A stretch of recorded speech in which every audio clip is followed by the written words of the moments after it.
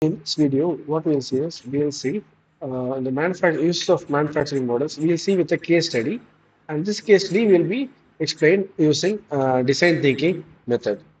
So what we'll do is we'll look at it in multiple different stages of the design thinking, and we'll arrive at the case study that is of concern of today. So today's topic will be um, a design thinking approach on Toyota production system. So this Toyota production system was a manufacturing model that was developed by Toyota, and we will see what was the requirement for that and how they got to that position.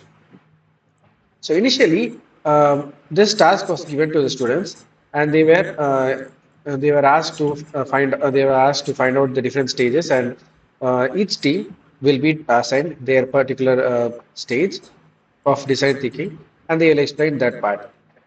So the first part, the empathy part, we asked I asked students to check what was the reason the company had to go for Toyota production system. So the pain point for the production house or the production companies over there was that was the period when World War got over. So when we all know that Japan was one of on the losing side of the World War. So because of that, there was a heavy shortage of men, material, and workspace, and all of these were available in very short quantities. Even money is of very short quantity. So in order to so there was a requirement for utilizing um, the materials and with shorter time span or without wastage. So all of this had to be required. All of this had to be done. So since they are recovering from the World War, they have to recover from that and get into. The country needs to gain economically, so it has to gain economic balance, right? Footing over the other country or compared to other countries. So in order to that, they have to start developing. Only a country that is manufacturing can gain a good balance economy wise.